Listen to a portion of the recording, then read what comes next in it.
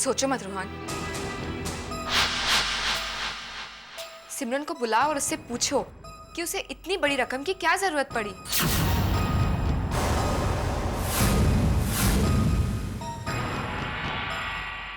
चुप क्यों हो रोहन?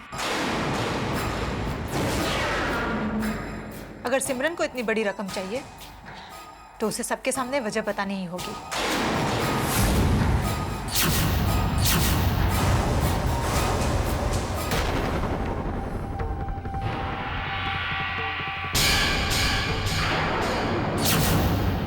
संध्या चाची, ये मेरे और सिमरन के बीच की बात है। एक पति और पत्नी के बीच में किसी और को आने की जरूरत नहीं है। माँ, पापा, आप लोग परेशान मत होइए। मैं जानता हूं आप सब भी सिमरन पे उतना ही भरोसा करते हैं जितना कि मैं।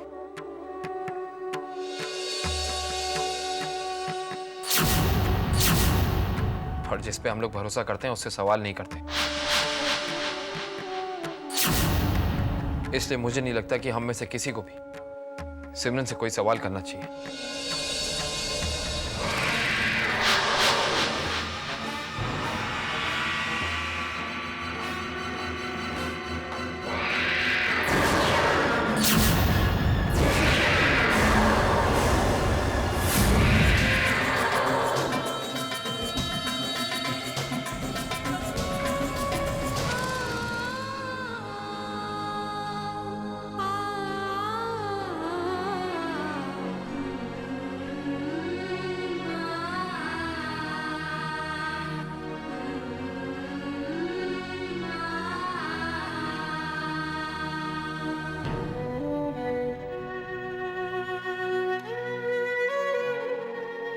आपको भी मुझसे सवाल करने होंगे ना, आपके मन में जो शंका है उसे मिटाने के लिए। पूछिए, क्या पूछना है? मैं आपके हर सवाल का जवाब दूंगी।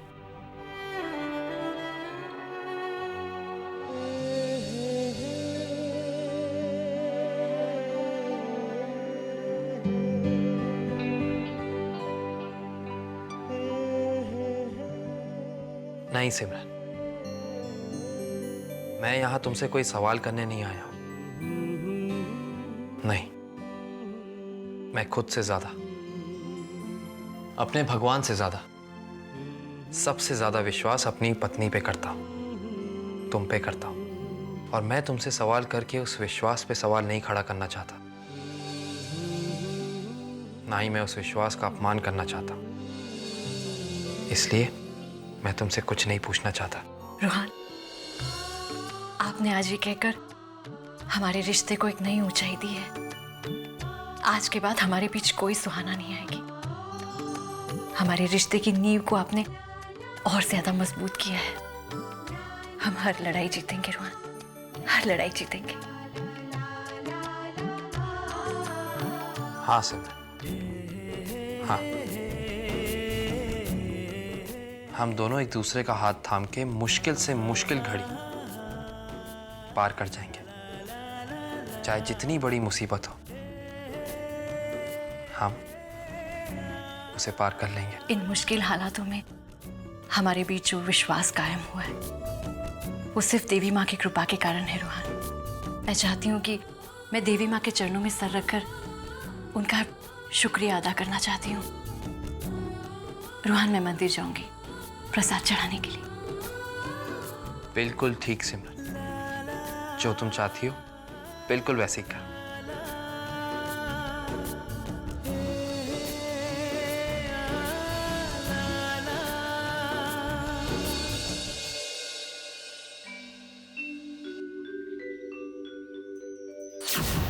₹50 कोई छोटी रकम नहीं होती माधवी। सिमरन को इतनी बड़ी रकम की क्या जरूरत पड़ गई, कुछ समझ में नहीं आ रहा है। कम से कम सिमरन को बताना तो चाहिए कि उसे इतने सारे रुपयों की जरूरत क्यों है। देखिए, मेरे ख्याल से ये रोहन और सिमरन दोनों की आपस की बात है। वो दोनों आपस में निपटा लेंगे। हमें तो भरोसा है ना सिमरन पर। ऐसी कोई बात जरूर होगी जो वो सबके सामने नहीं बता सकती थी। मेरे ख्याल से आपको इस मामले में इतना परेशान होने की जरूरत नहीं है। शायद तुम ठीक कह रही हो।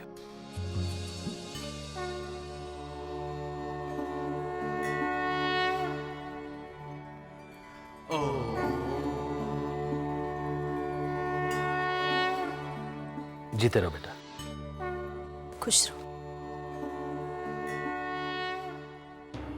मम्मी जी, पापा जी, मुझे माफ कीजिए, मैंने कल आपके सवालों का जवाब नहीं दिया। मैं जानती हूँ इस वक्त आपके मन में क्या चल रहा है। आप यही सोच रहे हैं ना कि इतनी बड़ी रकम मुझे किस लिए चाहिए। आज तक आप दोनों से कोई बात नहीं छिपाई और चाहती भी नहीं कि आगे कभी ऐसी नौबत आए, लेकिन फिलहाल मैं किसी धर्म संकट से घिरी हुई हूं, जिसकी वजह से मैं आपको सच्चाई नहीं बता सकती। लेकिन वक्त आने पर मैं आप दोनों को सब कुछ सच सच बता दूंगी। लेकिन तब तक प्लीज मेरा विश्वास कीजिए। सिमरन बेटा, हमें तुम्हारे ऊपर पूरा विश्वास है और हमेशा रहेगा। ठीक है बेटा, जब तुम ठीक समझो और अगर जरूरी समझो तो हमें बता देना, वरना ठीक है, हमारे मन में कोई शंका नहीं है। थैंक यू पापा जी। थैंक यू मम्मी जी। मैं तुमसे कुछ और बात करना चाहती थी। जी कहिए। बेटा, हमने फैसला किया है कि अभिषेक और शनाया की शादी जल्दी करवा दे। अरे ये तो बहुत अच्छी बात है। लेकिन बेटा, शादी की तैयारी शुरू करने से पहले एक बार हम शनाया से मिलना चाहते हैं। ठीक है, मैं उसे आज ही बुलवा लेती हूँ। ठीक है।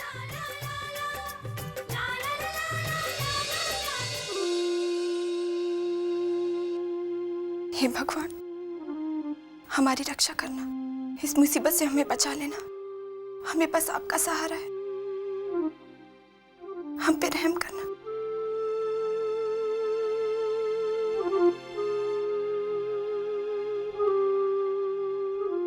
कहाँ जा रहे हैं? अर्पिता, मेरी वजह से सिमरन भाभी को बेवजह तकलीफ उठानी पड़ रही है। सब लोग उनकी तरफ शक की नजरों से देख रहे, सवाल खड़े कर रहे हैं, और वो बेचारी एकदम चुप है, कुछ नहीं बोलती। मुझसे ये सब देखा नहीं जाता अर्पिता। लेकिन इस वक्त हम कर भी क्या सकते हैं? एक और कोशिश करके देखता हूँ, शायद कहीं और से कुछ पैसों का इंतजाम कर सकूं। सिमरन भाभी की तरफ उठ रही इन नजरों को, इन उंगलियों को झुकाना चाहता हूं मैं अर्पिता। चाहती तो मैं भी यही हूं इंदर कि हमारी वजह से सिमरन भाभी पर कोई आंच ना आए, लेकिन कहीं और से इतनी बड़ी रकम का इंतजाम नहीं हो सकता, ये हम जानते हैं। पहले आप कोशिश करके देख तो चुके हैं। हर मुमकिन कोशिश कर चुका हूं मैं, और जानता हूं इतने पैसों का इंतजाम करना इतना आसान नहीं है। लेकिन अपनी वजह से सिमरन भाभी को मुसीबत में नहीं देख सकता मैं। समझ में नहीं आ रहा है क्या करें।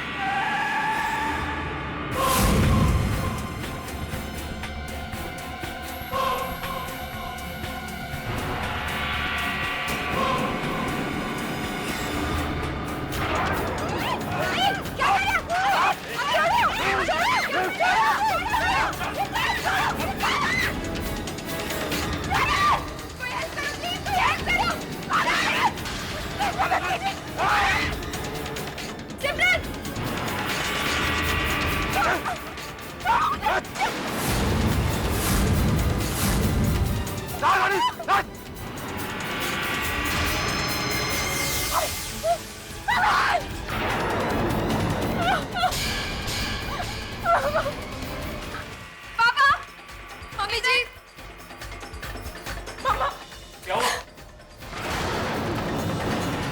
क्या हुआ अर्पिता?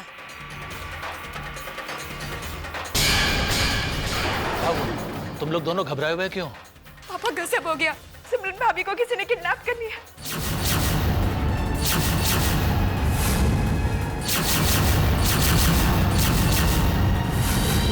क्या? सिमरन को? कहाँ पे क्या हुआ बताओ मुझे। मैं, सुहाना और सिमरन भाभी मंदिर गए थे। वहां से पूजा करके लौट ही रहे थे कि भाभी को किसी ने किडनैप कर लिया। सब कुछ हमारे सामने हुआ, लेकिन हम कुछ नहीं कर सके। वो किडनैपर सिमरन को गन पॉइंट पर अपने साथ ले गया।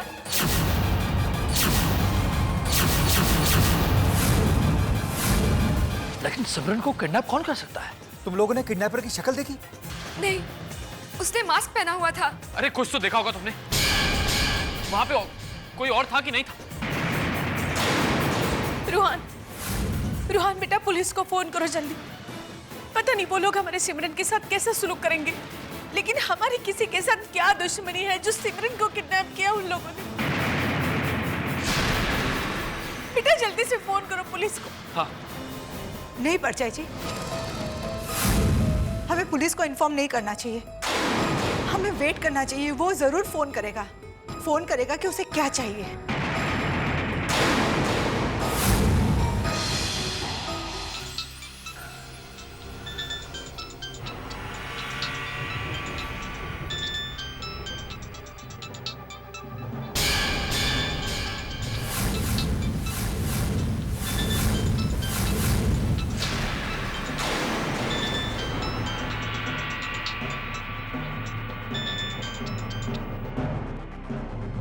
हेलो इंदर, चल जल्दी से अपने ससुराल वालों को अपनी जन्म कुंडली के बारे में बता दे और 5 करोड़ का इंतजाम करने को बोल, क्योंकि ओबराय खानदान की इज्जत यानी उनकी बहू इस वक्त मेरे कब्जे में है। बबलू, सिमरन भाभी को तूने किडनैप किया है? क्यों? सही दिमाग लगाया ना मैंने, और ये सब तेरी वजह से हुआ है। अगर तू मुझे उस वक्त 50 लाख रुपए दे देता तो ये नौबत नहीं आती। अब कान खोल कर एक बात सुन, मुझे 50 लाख नहीं, पूरे 5 करोड़ रुपए चाहिए। और बोल देना अपने ससुराल वालों से, अगर मेरे खिलाफ पुलिस में कंप्लेंट लिखाई तो हमको सिमरन नहीं, सिमरन की लाश मिलेगी, वो भी कई टुकड़ों में। ये तूने अच्छा नहीं किया बबलू। चल अभी मेरा दिमाग खराब मत कर, पैसों का इंतजाम कर।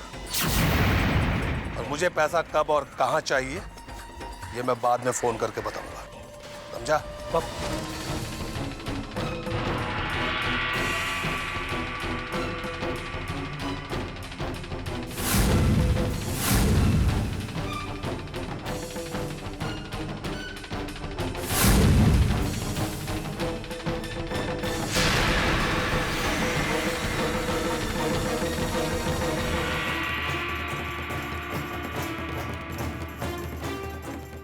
किसका फोन था इंदर? अर्पिता, सिमरन भाभी को बबलू ने किडनैप किया है। वो बबलू था? बबलू?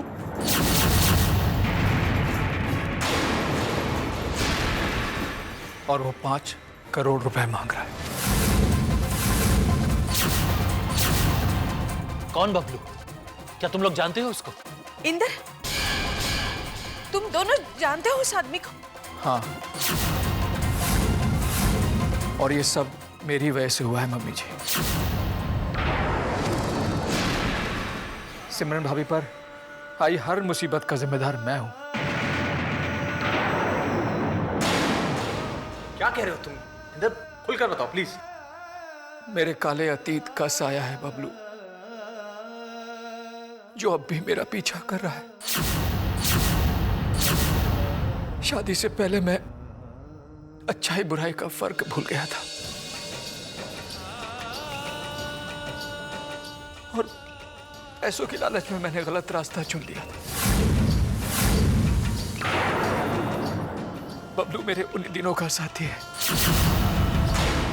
और अब फिर वो मेरी जिंदगी में आया है, मुझे ब्लैकमेल कर रहा है। धमकियां दी है उसने मुझे कि अगर मैंने उसे 50 लाख नहीं दिए तो वो अर्पिता को जान से मार देगा। और ये बात जब सिमरन भाभी को पता चली तो उन्होंने रोहान से 50 लाख रुपए मांग लिए ताकि वो हम दोनों की मदद कर सकें। और ये सच्चाई आप लोगों को सिर्फ इसलिए नहीं बताई क्योंकि वो नहीं चाहती थी कि मैं आप लोगों की नजरों में गिर जाऊं।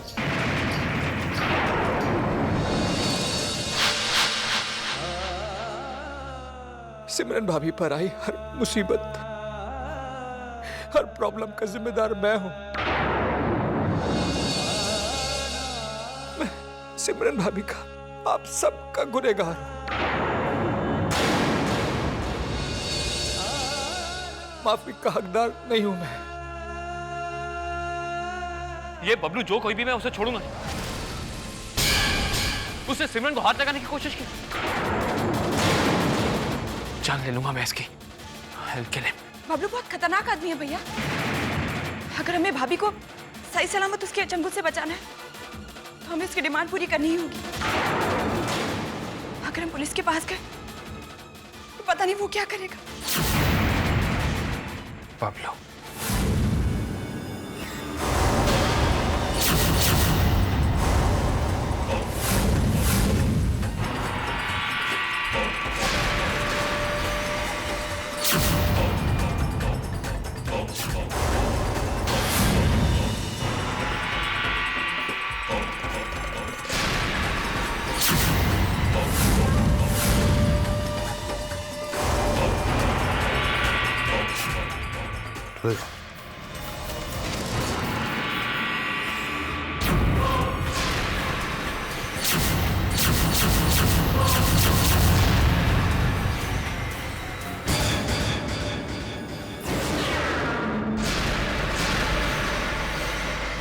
आओ मैडम आओ।